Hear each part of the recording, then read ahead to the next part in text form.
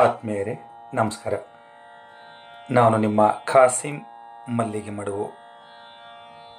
ವಾರಕ್ಕೊಂದು ಕಗ್ಗ ಈ 187ನೇ ವಾರದ ಸರಣಿಗೆ ಆತ್ಮೀಯ ಸ್ವಾಗತ. ಮನೆ ಗುಂಡಪ್ಪನವರು ಏನು ಹೇಳ್ತಾ ಇದ್ದಾರೆ ಬನ್ನಿ ಕೇಳೋಣ. ಕದಕಗಳಿಯನು ಬಿಗಿದು ಬೊಮ್ಮ ಗುಡಿಯೊಳಗಿರಲಿ, ಅದರ ಕೀಲ್ಗುಂಚಿಕೆಯ ಹೊರಕೆಸೆಯ ಸಾಕು.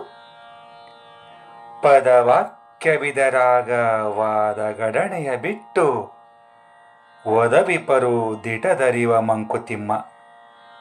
ಕದಕ್ಕೆ ಅಗಳಿಯನು ಬಿಗಿದು ಬೊಮ್ಮ ಗುಡಿಯೊಳಗೆ ಇರಲಿ, ಅದರ ಕೀಲ್ಕುಂಚಿಕೆಯ ಹೊರಕೆ ಎಸೆಯ ಸಾಕು.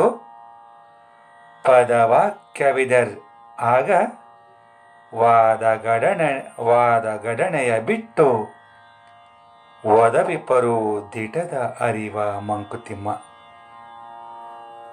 ಕದ ಅಂದರೆ ಬಾಗಿಲು, ಅಗಳಿ ಅಂದರೆ ಚಿಲಕ, ಕೀಲ್ಗುಂಚಿಕೆ ಅಂದರೆ ಬೇಗದ ಕೈಯ ಗೊಂಚಲು.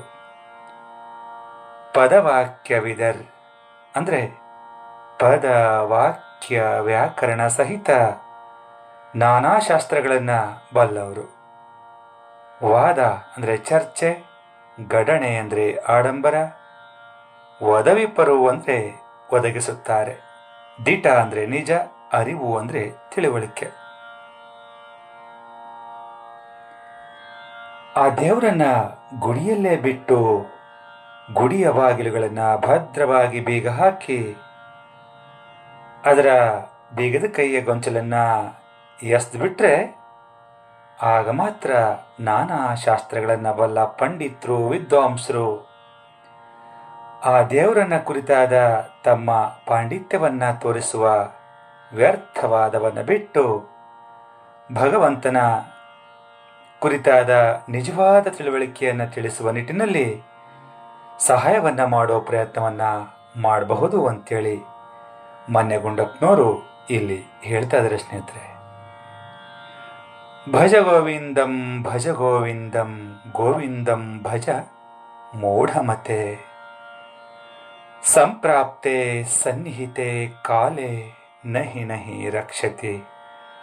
ಡುಕ್ರು ಇಂಕರಣೆ ಅಂತ ನಮ್ಮ ಆದಿಶಂಕರಾಚಾರ್ಯರು ರಚಿಸಿದ ಈ ಸಾಲುಗಳ ರೀತಿಯಲ್ಲಿಯೇ ಇಂದಿನ ಈ ಕಗ್ಗದ ಭಾವಾರ್ಥವು ಇದೇ ಆಗಿದೆ ಸ್ನೇಹಿತರೆ.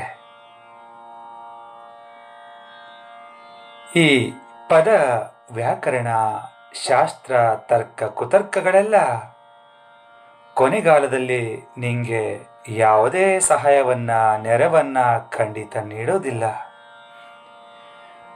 ಇದರ ಬದಲಾಗಿ ಅವನನ್ನು ಭಜಿಸು, ಅವನ ಧ್ಯಾನ ಮಾಡು, ಅವನಿಗೆ ಮೊರೆ ಹೋಗು, ಅವನಿಗೆ ಶರಣಾಗು ಅಂಥೇಳಿ ಮಾನ್ಯ ಗುಂಡಪ್ಪನವರು ಇಲ್ಲಿ ಒತ್ತಿ ಒತ್ತಿ ಹೇಳ್ತಾ ಇದ್ದಾರೆ ಸ್ನೇಹಿತರೆ. ಜನಗಳು ಸಾಮಾನ್ಯವಾಗಿ ಶಾಂತಿ ನೆಮ್ಮದಿಯನ್ನು ನೀಡುವ ಧಾರ್ಮಿಕ ಕೇಂದ್ರಗಳಿಗೆ ಸಹಜವಾಗಿ ಹೋಗ್ತಾರೆ. ಕೆಲವರು ಪ್ರತಿನಿತ್ಯ ಹೋಗಬಹುದು, ಇನ್ನೂ ಕೆಲವರು ವಾರಕ್ಕೊಮ್ಮೆ ಹೋಗಬಹುದು, ಇನ್ನು ಕೆಲವರು ಆಯಾ ವಾರಗಳಲ್ಲೇ ಹೋಗಬಹುದು. ಅವರಲ್ಲಿ ಶ್ರದ್ಧೆ ಇರ್ತದೆ, ಭಕ್ತಿ ಇರ್ತದೆ, ಭಯವೂ ಇರ್ತದೆ. ಯಾವುದೇ ಧಾರ್ಮಿಕ ಕೇಂದ್ರಗಳಿಗೆ ಭೇಟಿ ನೀಡೋದು ಅದು ಅವರವರ ನಂಬಿಕೆಗೆ ಸಂಬಂಧಿಸಿದ್ದು. ಇದು ಆಧ್ಯಾತ್ಮ ಪಯಣದ ಒಂದು ಹಂತವೂ ಹೌದು. ಅನಂತ ಕಲ್ಯಾಣ ಗುಣಗಳನ್ನು ಹೊಂದಿರುವ ಆ ಪರಮಾತ್ಮ ಸಕಲ ಚರಾಚರಗಳ ಒಡೆಯ, ಎಲ್ಲದಕ್ಕೂ ಮೂಲನಾಗಿ ಚೇತನ ಸ್ವರೂಪನಾಗಿ ಪ್ರತಿ ಜೀವಿಯಲ್ಲೂ ಇರುವ ಆ ಪರಮಾತ್ಮನಿಗೆ ಯಾವುದೋ ಒಂದು ಚಿತ್ರಪಟದಲ್ಲೋ ವಿಗ್ರಹದಲ್ಲೋ ಅಥವಾ ಯಾವುದೋ ಒಂದು ದೇವಸ್ಥಾನದಲ್ಲಿ ಸೀಮಿತಗೊಳಿಸೋದಕ್ಕೆ ಸಾಧ್ಯನಾ? ಹಾಗೇನಾದರೂ ಮಾಡಿದ್ರೆ ನಮ್ಮ ದೃಷ್ಟಿಕೋನ ಚಿಕ್ಕದಾಗಲ್ವಾ? ಈ ಮೂಲಕ ಸತ್ಯದ ಅರಿವು ಸಂಪೂರ್ಣವಾಗೋದಕ್ಕಾದರೂ ಸಾಧ್ಯನಾ? ಹಾಗಾಗಿಯೇ ಆ ದೇವರನ್ನ ದೇವಸ್ಥಾನದಲ್ಲಿ ಇಟ್ಟು ಬಾಗಿಲಿಗೆ ಬೀಗ ಹಾಕಿ ಆ ಬೀಗವನ್ನು ಬಿಸಾಕಿ ಅಂತ ಹೇಳ್ತಾರೆ ಮಾನ್ಯ ಗುಂಡಪ್ಪನವರು. ಇದರ ಅರ್ಥ ಆ ದೇವರನ್ನ ಕೇವಲ ದೇವಸ್ಥಾನದಲ್ಲಿರುವ ವಿಗ್ರಹಕ್ಕೆ ಸೀಮಿತಗೊಳಿಸದೆ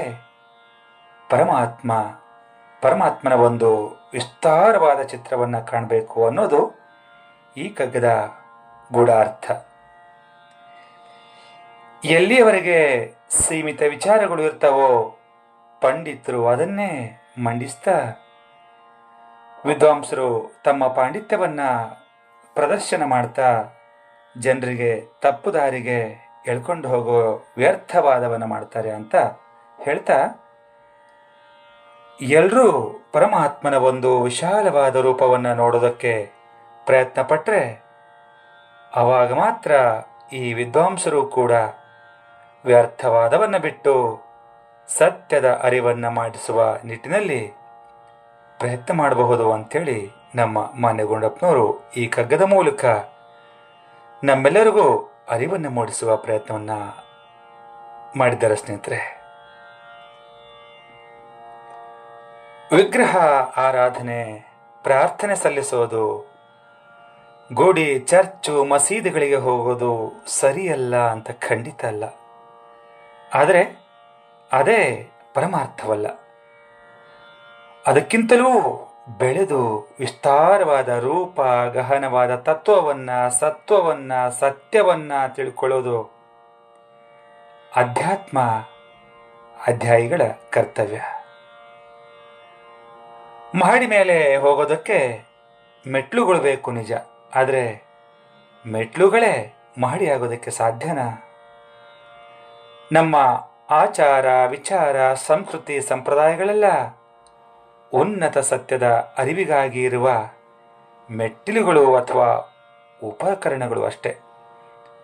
ಆದರೆ ಅವೇ ಪರಮಾರ್ಥವಲ್ಲ. ಅವುಗಳು ಬೇಕೇ ಬೇಕು. ಅವುಗಳ ಮೂಲಕವೇ ಎಲ್ಲರೂ ಉನ್ನತ ಸತ್ಯದ ದರ್ಶನ ಮಾಡಿಕೊಳ್ಬೇಕು. ಈ ರೀತಿಯ ಉಪಕರಣಗಳನ್ನು ಉಪಯೋಗಿಸ್ತಾ ಅವುಗಳನ್ನು ಬಿಟ್ಟು ಅವುಗಳನ್ನೂ ಮೀರಿ ಉನ್ನತ ಸ್ಥಾನಕ್ಕೆ ಬೆಳೆದಾಗ ನಿಜವಾಗಲೂ ನಮ್ಮಗಳ ಪರಿಶ್ರಮಕ್ಕೆ ಪ್ರತಿಫಲ ಸಿಕ್ಕೇ ಸಿಗ್ತದೆ. ಅಂತಹ ಪ್ರಯತ್ನದಲ್ಲಿ ನಾವೆಲ್ಲರೂ ಒಂದಾಗಿ ಚೆಂದಾಗಿ ಸಾಗೋಣ ಅಂತ ಹೇಳ್ತಾ ಈಗ ಕೇಳೋಣ ನನ್ನ ರಾಗ ಸಂಯೋಜನೆಯ ಈ ಕಗ್ಗವನ್ನ.